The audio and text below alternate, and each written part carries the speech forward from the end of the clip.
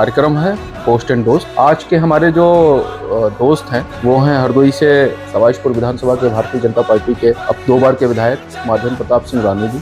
आज आप इस समय विधायक नहीं और हम कोई पत्रकार नहीं, हम दोनों आप दोस्त। सफाई अभियान की जिम्मेदारी आपको दे दी लोगों ने कि भाई अब आप जो है मोर्चा संभालो। प्रशासन निर्णय नहीं कर पाता था, न्याय नहीं कर पाता था, तो मजबूरी फिर हम लोगों को भी दबंगई से काम लेना पड़ा। हम लोग राजनीतिक लायक अपने समझते नहीं थे और राजनीति का जो दौर था बहुत गंदा दौर था। माधवेंद्र प्रताप सिंह रानू ब्राह्मणों के शत्रु जी, माँ ने शुरू से सिखाया था कि कवच अवैध विप्र गुरु पूजा यही सब विजय उपाय न दूजा। तो हमेशा ब्राह्मणों का सम्मान करना।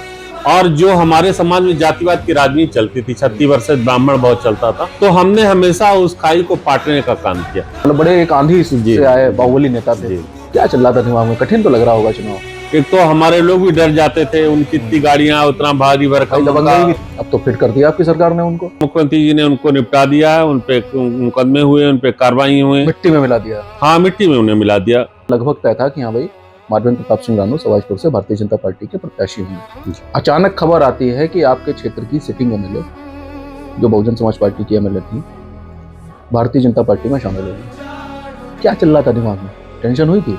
अगर किसी कंडीशन में टिकट उनको मिल जाता सवाईशपुर से, फिर आप मदद करते उनकी? मदद में हमारे समर्थक तैयार नहीं होते। फिर हमने एक दौर ऐसा भी देखा कि आपकी आवाज घड़ी पर से ही नारे लगे, रानू सिंह तिवारी जिंदाबाद जिंदाबाद। जी जी, कभी उन्होंने हमारा विरोध नहीं किया। बसपा में वो विधायक थी और कभी भी क्षेत्र में आती थी तो हमारे लोगों को कभी परेशान नहीं किया गया, कभी हमारे लोगों को विरोध नहीं किया। जैसे एक पार्टी का तो एक स्वच्छता की राजनीति हमेशा उन्होंने की है।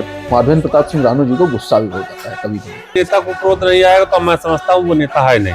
अच्छा, तो आपने मुख्यमंत्री जी से तक से अपना आक्रोश और रोष जताया और कहा आपसे नहीं कहेंगे तो किससे कहेंगे, आप ही तुम्हारे नेता। हम लोग ये चाहते हैं मुख्यमंत्री जी कम से कम हमारी मदद करें, हमारा पक्ष रखें, सुने और हमें संरक्षण दें। उस समय ताजे डीएम साहब बन के आए थे, नए आए थे उनके, तो कुछ आपका ऐसा कुछ वीडियो आया कि कुछ हल्की सी तनातनी टाइप की दिखाई पड़ी।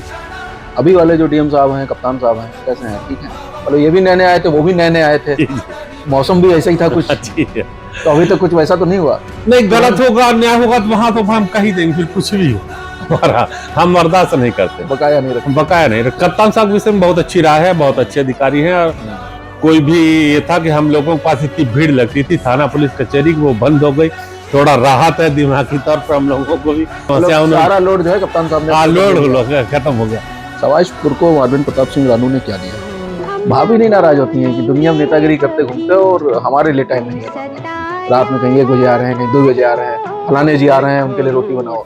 प्रमुखी का पंचायत का जो चुनाव है वो डेलीगेट से ना होकर पब्लिक से कराएंगे। क्या आप सहमत हैं कि पब्लिक से चुनाव हो? नहीं, हम व्यक्तिगत रूप से अगर मुझसे पूछा जाए तो हम सहमत नहीं। अब पार्टी जो है वो जिम्मेदारी दे देगी विधायकों को। जी जाओ भाई, आप जिताओ जाके। हाँ, तो हम लोग नहीं जिता पाएंगे। तो काहे ओम प्रकाश राजभर जी पीछे पड़े? और मुझे लगता नहीं कि इतनी बेबाकी से खुले में कोई ऐसा जवाब देता होगा कि होगा सो देखा जाएगा। हमको जो कहना है वो हम किसी का बकाया नहीं रखते हैं, सीधे मुंह पे बोलते हैं।